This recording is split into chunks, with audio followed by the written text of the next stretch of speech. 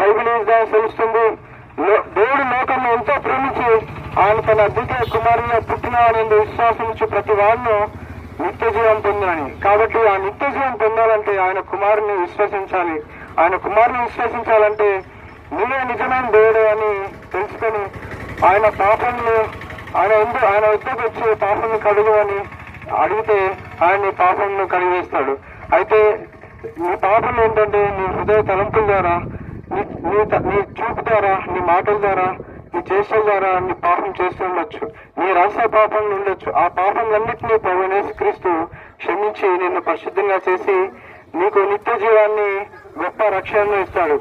అయితే ఈ రక్షణ సువార్తను త్రోసివేయకండి. రేపు ఏం జరుగుతుందో, ఏం సంభవిస్తుందో ఎవరికి తెలియదు. ఒకప్పుడు నేను కూడా నా ఇష్టానుసారంగా జీవిస్తూ డబ్బు ఉందని, మంచి ఉద్యోగం ఉందని, కారు ఉందని నేను సంతోషంగా జీవిస్తుండేవాడిని. అయితే అనుకోకుండా ఒకరోజు నేను ఒక పెద్ద కారు ప్రమాదంలో నాకు యాక్సిడెంట్ అయింది. అయితే నేను అంబులెన్స్ లో వెళ్ళాను, హాస్పిటల్లో ఉన్నాను. నేను చనిపోతానేమో అనుకున్నాను.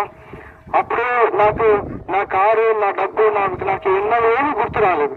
అయితే నేను చనిపోతే ఇప్పుడు ఎక్కడికి వెళ్తాను, నరకానికి వెళ్తానా, స్వర్గానికి వెళ్తానా అని ఆలోచనలు మొదలయ్యాయి. అయితే నాకు తెలుసు నేనైతే స్వర్గానికి వెళ్ళలేను, పరలోక రాజ్యం వెళ్ళలేనని. అయితే దేవుణ్ణి అడిగాను, ప్రభువా ఇప్పుడు నేను చనిపోతే నన్ను నీ రాజ్యంలో చేర్చుకో, స్వర్గానికి తీసుకెళ్ళు, పరలోక రాజ్యం తీసుకెళ్ళు, నా పాపాలను క్షమించాలి.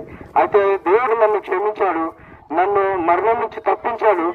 అయితే ఈ దినం నేను చనిపోతే నేను పరలోక రాజ్యం వెళ్తానని